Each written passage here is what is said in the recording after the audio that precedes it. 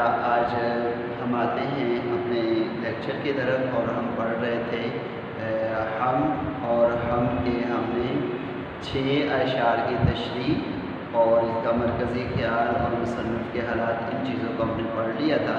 آج آخری حمد کا شعر ہے اور ہم کا آخری شعر اور اس کی ایکسرسائز جو ہے آج کے لیکچر کے اندر ہم سولو کرتے ہیں اور اس کو انشاءاللہ ہم لکھیں گے۔ تو آج کا ہمارا جو ایک ہی شعر ہے، یہ آخری شعر ہے، اس کو ہم مقطع بھی کہیں گے۔ یہ ہم کا یہ اس نظم کا آخری شعر ہے اور مقطع ہے، یہاں پر یہ نظم مکمل ہو رہی ہے اور اس کو ہم پہلے شعر کو سمجھتے ہیں پھر ایکسرسائز کی طرف آتے ہیں۔ شعر یہ ہے: بشر کو فطرت اسلام پر پیدا کیا جس نے، بشر کو فطرت اسلام پر پیدا کیا جس نے، محمد مصطفیٰ صلی اللہ علیہ وسلم، محمد مصطفیٰ کے نام پر شیدا کیا جس نے۔ تو شاعر اس شعر کے اندر اللہ تعالیٰ کی تعریف کرتے ہوئے ایک الگ انداز سے اللہ تعالیٰ کی تعریف کرتا ہے۔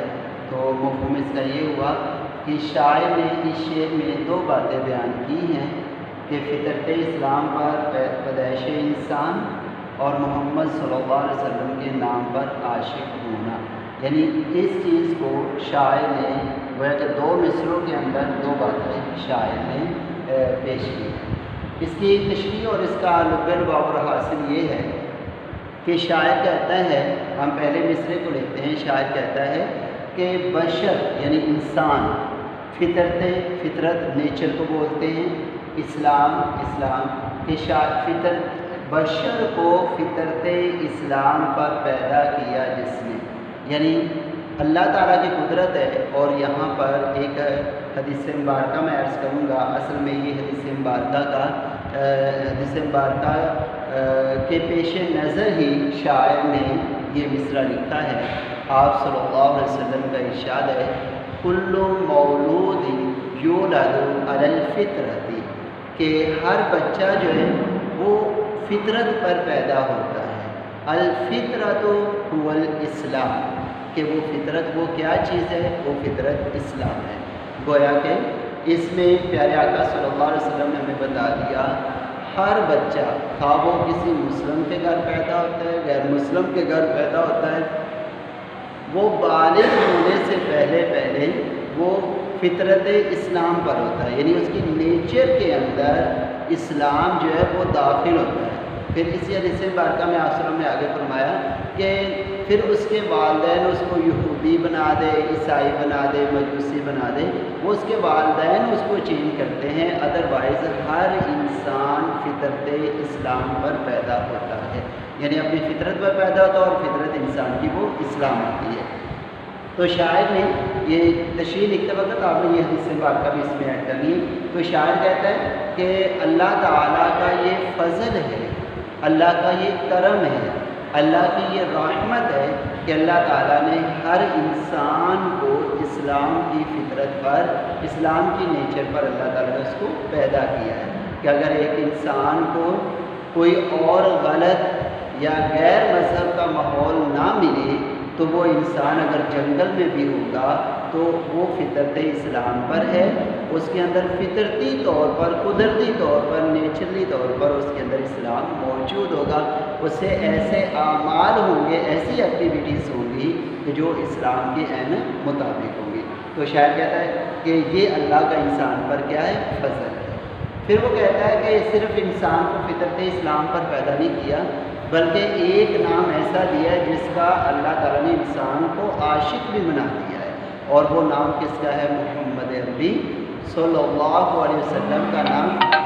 یہ ایسا نام ہے کہ جس پر اللہ تعالیٰ نے ہر انسان کو قربان کرنے کا، ہر انسان کو اس کا عاشق اور اس کا دیوانہ بنا دیا۔ دوسرے الفاظ میں یہ یوں کہوں تو شاعر یہ کہتا ہے کہ جس طریقے سے ایک انسان کو اللہ تعالیٰ نے فطرت اسلام پر پیدا کر دیا، یعنی اسلام اس کے اندر رکھ دیا، اسی طریقے سے آپ صلی اللہ علیہ وسلم سے محبت کرنا، آپ صلی اللہ علیہ وسلم کے نام کا عاشق بننا، یہ بھی انسان کی فطرت میں داخل ہے۔ تو تو شاعر کہتا ہے دونوں چیزوں کو فطرت میں رکھنے والی ذات کون سی ہے؟ اللہ کی ذات ہے۔ تو اس لیے ان باتوں کو ذہن میں رکھتے ہوئے آپ لوگوں نے اس کی تشریح لکھنی ہے۔ یہ ہماری اس نظم کا مقطع تھا، آخری شعر تھا۔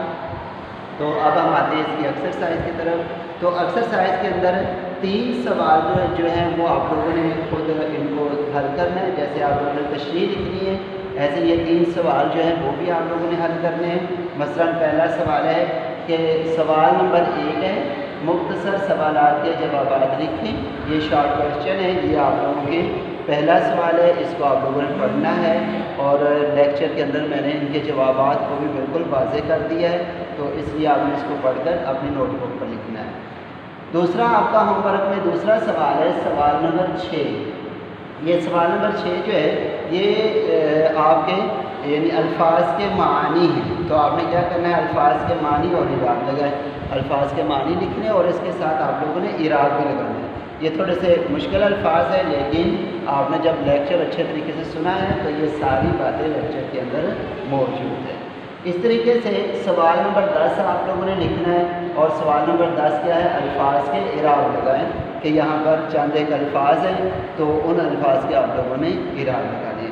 یہ تو وہ سوال ہے کہ جو آپ لوگوں نے اپنی نوٹ بک پر لکھنے ہیں، لیکن اوورآل آپ لوگوں نے ایکسرسائز کے باقی سوالات جو ہیں مثلا سوال نمبر 3 جو ہے وہ آپ کے شارٹ کویشچن ہیں، ان کو آپ لوگوں نے ضرور سولو کرنا ہے اور جو بات سمجھ نہیں ہے آپ نے پوچھنی ہے۔ سوال نمبر 4 یہ قالن کو آپ نے ملانا ہے، سوال نمبر 5 وہ متضاد الفاظ ہیں، تو باقی سوالات کو بھی آپ لوگوں نے حل کرنا ہے، لیکن جو نوٹ بک پر لکھنے ہیں وہ 3 سوال، جہاں پر آپ کو کوئی پریشانی ہو تو آپ لوگ پوچھ سکتے ہو۔